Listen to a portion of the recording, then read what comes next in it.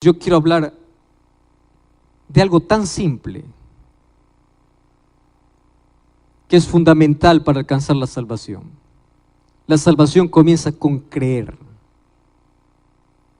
Un día un carcelero le dice a Pablo: ¿qué haré para ser salvo? Pablo le dice: cree. Entonces, pastor, ya estoy salvo porque yo creo. Marta creía en Dios y Jesús le insiste: cree. Entonces, ¿cómo poder entender las palabras de Jesús que le diga a un creyente que crea? Quiere decir que nosotros no hemos entendido qué significa creer. Jesús está hablando con un creyente, con alguien que creía en Dios, que creía en la resurrección, que creía en Jesús. Y le insiste: tú tienes que creer. Y mira, en toda la Biblia nos cuenta los hechos más asombrosos de Dios con una finalidad: que tú y yo podamos creer. La Biblia nos invita a creer. ¿Y qué cosa es creer? Y para eso se resume en una palabra tan importante que tiene tanto poder, la palabra fe. Fe es creer.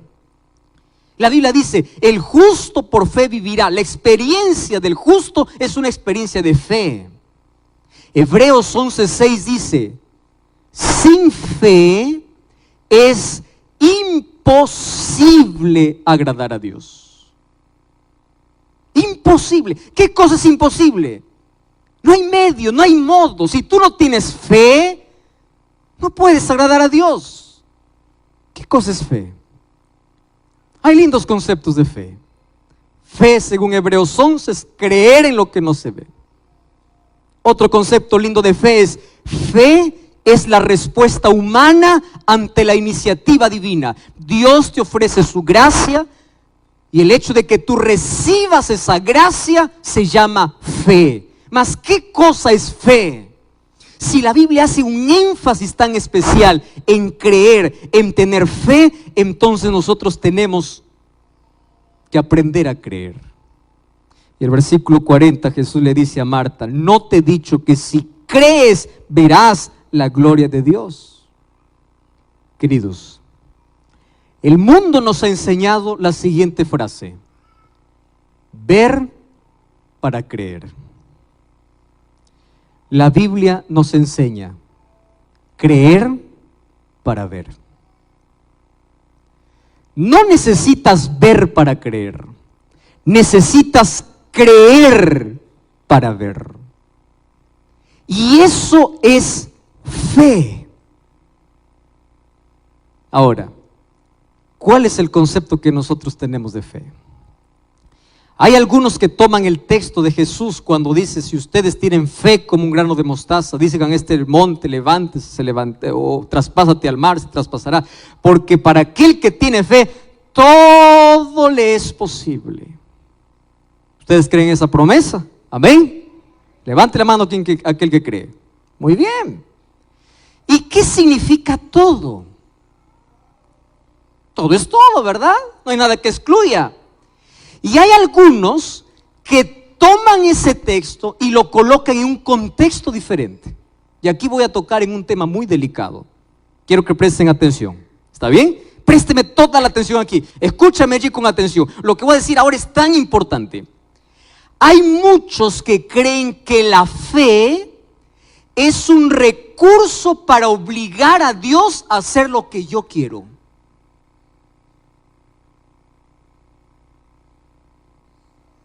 Es por eso que algunos incluso comercializan la fe. Ustedes escucharon un sermón así: ¿tú quieres un milagro en tu vida? Yo te vendo a ti agua bendita, agua con oración. Tomas esta agua y lo tomas con fe y el milagro llegará. ¿Escucharon predicaciones así? ¿Tú escuchaste predicaciones así? Quiero saber cuál es el tamaño de tu fe. Dime cuál es el tamaño de tu ofrenda. Tú tienes que dar más, porque mientras más das, entonces tienes que tener más fe y milagros van a suceder. ¿Hasta dónde llega el ser humano a usar la fe como un recurso caprichoso. En otras palabras, Señor, mírame, yo creo en ti y tú vas a hacer todos mis gustos. Hay algunos que piensan que eso es la fe.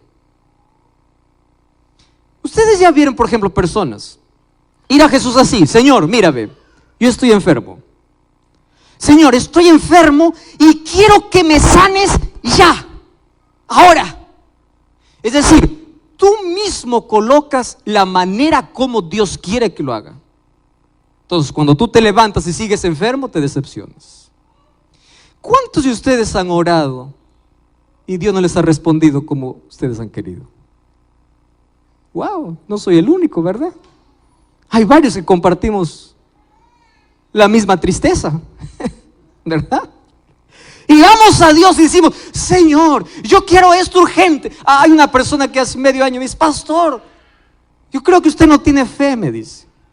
¿Y por qué? Le digo: pastor, yo le he pedido que usted ore para que Dios me dé un empleo. Le digo: ¿y qué está haciendo para tener ese empleo? Yo estoy esperando. ¿Y qué horas va a llegar? Nosotros pensamos que la fe obliga a que Dios cumpla mis caprichos. Y tú vas a ver cristianos frustrados porque piensan que la fe es un recurso para hacer que Dios haga lo que yo quiero. Te voy a contar una ilustración aquí. ¿Tú te imaginas qué sucedería si Dios te diera todo lo que tú quieres? Hay cosas que nosotros creemos que es lo mejor para nuestra vida porque vemos solamente nuestro presente, no vemos el futuro. Y hay cosas que Dios no nos va a dar ahora porque sabe que no es el momento y nos va a dar después. Hay otras cosas que Dios va a decir: no, yo no te voy a dar, porque lo que tú crees que te hace bien en sí no te hace bien, te hace mal. Hay una historia que a mí me gusta contar. Una vez dice que dos hermanitos estaban allá jugando en el cuarto, ¿no? Un varoncito y una nenita, una niñita. Y de pronto la niñita empieza a llorar y la mamá está en la cocina, no ve lo que está sucediendo y le pregunta al hermanito que era mayor. Le dice: ¿por qué llora tu hermana? Le dice. Bueno, le dice: porque no le doy lo que ella quiere. Y la mamá, como no sabía lo que la niñita quería, le dice: mira, para que deje de llorar, dale lo que ella quiere. Y no pasó un minuto y la niña empezó a llorar más fuerte. Y entonces la mamá le dice: ¿y qué sucedió ahora? Pues yo le di lo que ella quería. Y recién la mamá pregunta y dice: ¿y qué cosa quería? Quería agarrar una abeja. Y la abeja la agarró y le picó. Imagínate, nosotros a veces vamos a Dios y le decimos: yo quiero así, a mi modo. Yo quiero que me sanes ahora, yo quiero un empleo ahora, yo quiero el milagro ahora. Pero el milagro no va a ser como tú quieres, va a ser como yo quiero. Entonces se levantan y no sucede el milagro y dice: Dios no me escucha, Dios no me escucha, Dios no me escucha. No es que Dios no te escucha. Es más, cuando tú oras ni siquiera estás informando a Dios, porque Dios sabe cuál es tu necesidad. La oración es para depender de Dios. La oración es para aceptar la voluntad de Dios. La oración no es para obligar a Dios a cumplir nuestros caprichos. La oración es para prepararnos para recibir las bendiciones de Dios en el momento que Él quiere darnos. La oración es para colocar paz en el tiempo de espera. La oración nos enseña a recibir las bendiciones de Dios y la oración nos ayuda a aceptar los nos de Dios. Por eso no te frustres cuando tú vas a Dios y dices: Señor, yo quiero esto ahora, Señor, tiene que ser ahora y ahora. ¿Tú has visto a un niñito cuando va al mercado y quiere un juguete? Así somos con Dios, ¿verdad? Yo quiero esto ahora, y cuando no le das se empieza a revolcar allí en el mercado y a hacer todo su show. Y si el padre es firme, le dice: no. Y se acabó. A veces nosotros hacemos ese tipo de cosas, ¿verdad? Oh, Señor, tú no me escuchas, ahora me voy, ahora no quiero saber nada, ahora. Dios te mira y dice, hijo, yo te iba a dar mejor de lo que estabas pidiendo. O lo que tú me estabas pidiendo ahora, no era el momento. O el no mío es una muestra de que te amo. Porque si te diera todo lo que tú me pides, ¿cómo sabes que la bendición que estás pidiendo se va a tornar en maldición? Dios puede tornar los mayores fracasos de nuestra vida en las más grandes victorias. Eso es lo que Dios puede hacer. Ahora, fe no es decir a Dios que haga lo que yo quiero, es aceptar lo que Él quiere para mi vida. Pastor, entonces, ¿cómo se entiende el texto? Cuando ustedes piden con fe, pidan todo lo que quieran. Ahora te explico. Cuando Jesús dice, pidan todo lo que quieran, cuando piden con fe, significa, primero, para tener fe, hay que convivir con Dios. Fe no es decir, yo creo, Señor, yo creo en ti, entonces dame el carro del año, dame la casa del año, dame el empleo, dame la novia que quiero, dame el trabajo que quiero. No, fe es el resultado de la relación con Dios, de la confianza, de la comunión que tengas con Dios. Entonces Jesús dice, si tú caminas conmigo, confías en mí.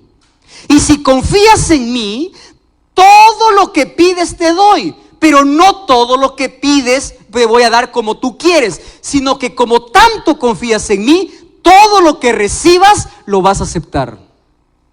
Todo. Porque vas a saber que viene de mí. Y ese todo de Dios significa que mientras más caminamos con Dios, nuestros pedidos cambian. Antes solamente pedías cosas materiales. Yo me sorprendo que hay tanta gente que incluso va a Dios a decirle, Señor, mata a fulano de tal que odio. Hay gente así. Hay gente que usa a Dios como cobrador. Señor, fulano de tal me debe, cóbrale por favor, ¿verdad? Y los seres humanos hemos aprendido a pedir. Entonces cuando nos levantamos, Dios no responde y dice, no, Dios no me escucha, Dios no me escucha. No es que Dios no te escuche. Cuando Jesús dice, todo lo que pidieres será dado, quiere decir que cuando caminas con Dios, hasta tus pedidos cambian, porque tus pedidos se tornan más espirituales que materiales. Si quieres ver la gloria de Dios, tienes que creer. Tienes que tener fe. Y fe es algo que te mueve a la acción. Fe no se limita solo a creer, a tener un conocimiento, decir, Dios existe. No. Santiago 2:19 dice así, el diablo también cree. Ahora, yo te voy a decir una cosa. Hace tiempo yo leí una frase que me estremeció y decía, el ateísmo es tan extraño en la existencia humana que ni siquiera el diablo ha llegado a ese nivel. Porque el diablo es creyente. Santiago 2:19 dice que el diablo cree y tiembla. Hay muchos cristianos que ni creen ni tiemblan, es decir, ni el diablo llegó a ese nivel. Pero allí dice no se arrepiente. Es igual que muchos, ¿verdad? Creen en Dios, pero no se arrepienten. ¿Qué tipo de fe es esa? ¿Qué cosa es fe, queridos? Si es tan importante la fe para ver la gloria de Dios, tú tienes que comprender que fe tiene que ver con dos palabras importantes. Primera palabra, fe es confiar. A ver, repitan, ¿qué cosa es fe? Una vez más, ¿qué cosa es fe? Segunda palabra, fe es obedecer. ¿Qué cosa es fe? El padre de la fe fue Abraham. Abraham creyó, confió y obedeció. Fe no solamente es decir, yo sé que Dios existe. Hasta el diablo cree así. Fe te lleva a una entrega. Y ojo con lo que voy a decir ahora. Los seres humanos somos tan extraños y curiosos. ¿Sabes por qué? Porque confiamos en quien no debemos y desconfiamos en quien debemos confiar. Te voy a hacer un ejemplo. Una mujer cree en un hombre que lo maltrata y sigue viviendo con ese hombre porque cree en la palabra de su marido que le dice, esta es la última vez. ¿Por qué sigue viviendo con él? Porque cree en su palabra. Una esposa cree y sigue viviendo con su marido después que le falló más de 10 veces porque el marido vino y le dijo, nunca más te seré infiel. Y ella sigue creyendo, por eso sigue junta. Así somos los seres humanos. El ser humano cree cuando va al médico que la medicina que le da le va a hacer bien y lo toma y le obedece exactamente como dice la receta, porque cree en el médico, no está preguntando si le da veneno. Cree. El ser humano cree cuando sube a un avión, nunca ve el rostro del piloto, no sabe quién está dirigiendo, no sabe ni siquiera si el piloto está durmiendo, está despierto, pero el ser humano cree en alguien que no ve, pero cuando se trata de Dios, no cree. No cree. Así somos los humanos, ¿verdad?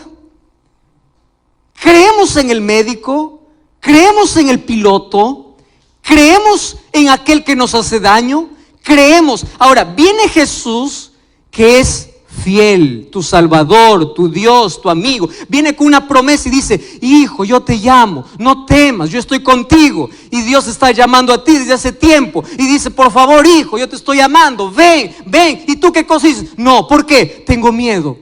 ¿Y por qué tienes miedo? ¿Acaso no crees que Dios dice, no temas porque yo estoy contigo? Ah, no, ¿por qué no crees? Así somos los seres humanos. Estoy acordándome de una historia. Ustedes lo han escuchado muchas veces. De un malabarista que en una cuerda cruzaba de un extremo a otro, un tremendo abismo, en solamente una cuerda. Y aquí de este lado había un grupo de personas que cuando veía este malabarista, algunos de curiosos, ¿verdad? A ver qué hora se cae, qué hora se cae. Y este comenzó allí en la cuerda a sostenerse, tenía tanto equilibrio que empezó a paso avanzar, paso a paso avanzar. Y toda la gente cada vez se le paraba la respiración, o ya entrecortada la respiración, porque no sabía si iba a llegar, hasta que puso el pie en el suelo firme y toda la gente empezó a aplaudir y había otro grupo de gente esperando al otro lado, diciendo, wow, qué impresionante. Entonces el malabarista se acercó a uno y le dice, ¿tú crees que yo puedo volver nuevamente en la cuerda hacia el otro lado? ¿Qué cosa creen que le respondió?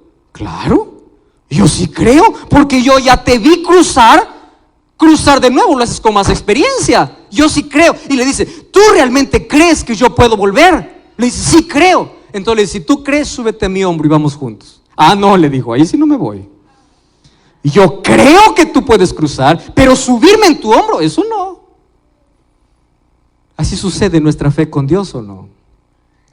Tú dices, yo creo en Dios, amén, aleluya, Dios existe, creo. Y Jesús te dice, ¿tú crees en mí? Y tú dices, sí, Señor, yo creo. Entonces Jesús dice, si tú crees, súbete en mi hombro. Súbete. ¿Y cuál es la respuesta que hace el ser humano? Ah, no, Señor, subir a tu hombro no. Fe, confiar, obedecer. La fe te mueve a la acción. La fe hace las cosas posibles porque tú confías en Dios. Fe es confiar en la voluntad de Dios. Fe es obedecer. Fe es saber que Dios nunca te va a traicionar, nunca te va a fallar. ¿Y qué sucede cuando tú tienes fe? La fe te lleva a una entrega completa a Dios. Por eso, tú no me digas que tienes fe si no te has entregado a Dios. Porque ¿cuál es la demostración de fe? Fíjate una cosa. ¿Por qué una pareja de novios se casa? ¿Tú ya escuchaste a alguien decir, yo me caso para ser feliz o para ser infeliz? Nadie. Nadie se casa para eso. Cuando una pareja se conoce, empiezan allí a conocer sus gustos, empiezan a ver sus semejanzas, sus diferencias, empiezan allí a noviar, a salir, empiezan a conocerse, y llega un momento en que dicen, mira, yo confío en ti, y porque confío en ti, yo decido vivir contigo. Vamos a vivir juntos, ¿verdad? Nadie va a convivir con alguien que desconfía. En otras palabras, ¿qué cosa estás diciendo a ese joven o a esa señorita? Yo tengo fe en ti. Yo creo en ti. Y porque yo creo en ti, yo decido vivir contigo. Lo mismo sucede con Dios.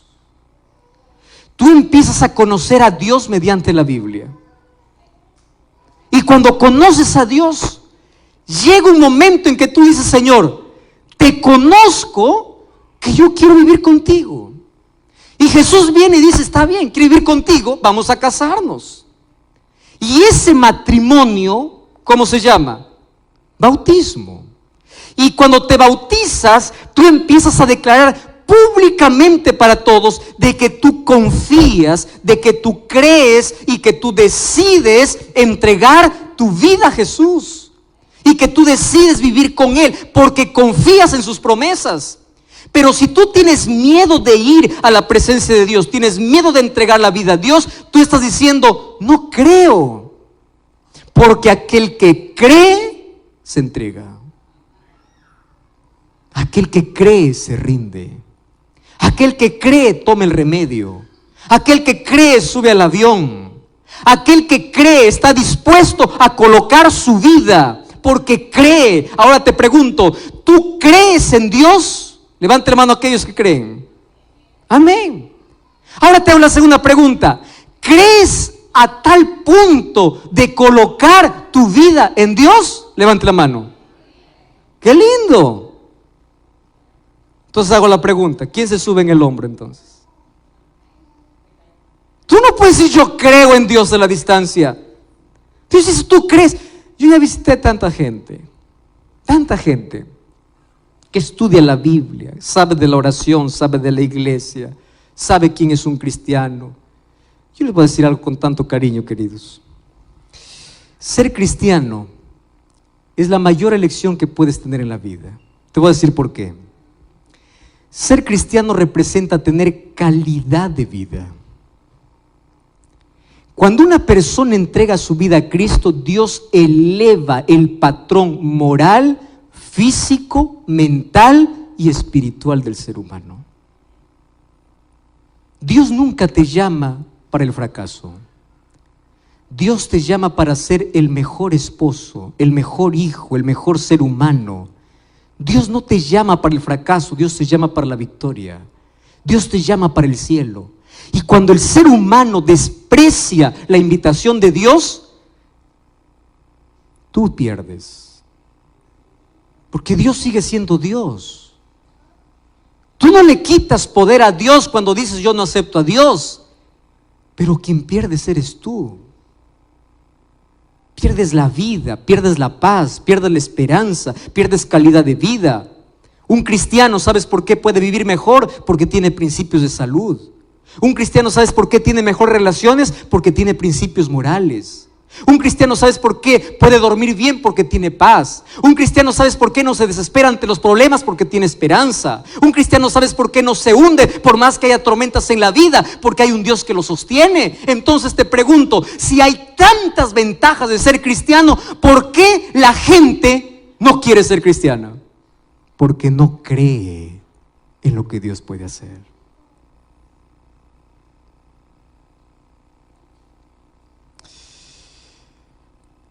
Cuando yo estaba comenzando a hacer mis prácticas como misionero allí en la ciudad de Lima, yo conocí a un profesor, un catedrático de una de las universidades más prestigiosas de la capital. Y un día yo me acerqué para él a preguntarle, decirle: ¿cómo es que tú así empezaste a frecuentar la iglesia, a conocer de Dios o aceptar a Dios? Y él me dio una respuesta media complicada de entender. Me dice: pastor, yo nunca creí en Dios. No, está bien, eso fue tu pasado, yo sé que ahora crees en Dios, porque ahora es incluso líder de iglesia. Sí, dice, pero usted no sabe mi historia. Yo maldije a Dios porque me quitó a mi madre cuando yo tenía 8, 9 años de edad. Y yo crecí odiando a Dios. Y yo me puse aquí en mi mente: durante toda mi vida yo voy a estudiar la docencia solamente para colocar en la mente de todos los alumnos que la mayor ignorancia es creer en un Dios que no existe.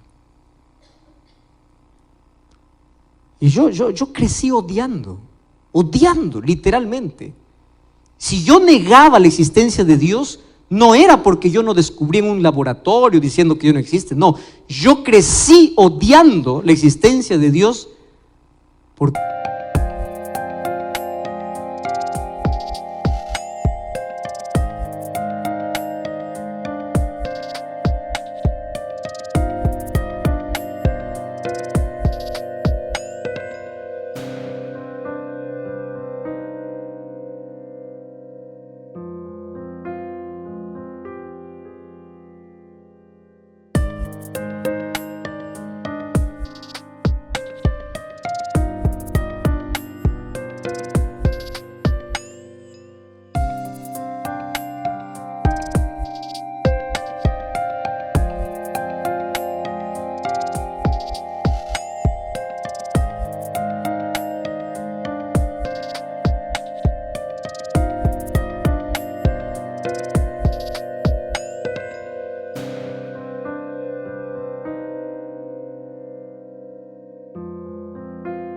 que ese Dios me hizo daño. ¿Cómo es posible que no haya hecho nada para que yo pueda vivir sin madre? Usted no sabe cuánto sufrí. 10, 12, 14, 15 años empecé cada vez a colocar argumentos y argumentos de que Dios no existe. Empecé a investigar en la ciencia, empecé a investigar en la biología, en todas las ciencias. Y un día me convertí en profesor. Entonces, cuando yo me convertí en profesor, mi primera clase para todos mis alumnos siempre era: no quiero un creyente en este salón. Y si yo sabía que había un creyente, yo intentaba hacer la vida imposible de ese creyente. Es más, si yo podía jalarlo en todos los cursos y permitir que nunca se graduara, yo lo haría, porque yo odiaba no solamente a Dios, sino a todo aquel que creía en Dios. Pero un día, yo estaba en mi salón de clases. Y mientras yo estaba allí con...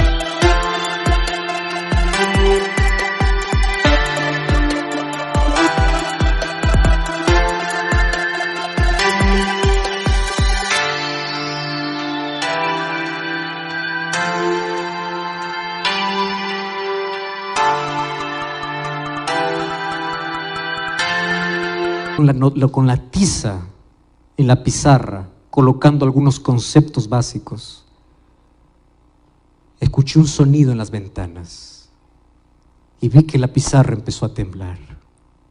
y temblaba, y temblaba, y temblaba. Y vi que todos los alumnos empezaron a correr. Yo, autosuficiente, y dije, yo no tengo miedo a nada. Yo le dije a mis alumnos que se calmaran. Y yo pensé que esto pasaría rápido, más empecé de que la pared donde estaba la pizarra empezó a rajarse. Y yo empecé a desesperarme. Y nunca vi a la muerte tan cerca de mí. Miré por la ventana y vi que el edificio que estaba al otro lado empezaba a desmoronarse. Y todos empezaron a gritar. Y yo vi que el católico empezaba a persinarse, el evangélico empezaba a orar, el adventista empezaba a clamar, y todos empezaban a hacer grupos y se abrazaban y decían, Señor, Señor, y yo no sabía qué hacer. Todos corrían a su Dios y yo no tenía dónde correr. ¿A quién corro? Y yo pensaba que el edificio iba a caer sobre mí, y yo me imaginé toda la tragedia que puede venir, y me imaginé muerto y mi familia, y dije, ¿y ahora dónde voy? Y todo el mundo se abrazaba, oraba. ¿Y yo qué voy a orar?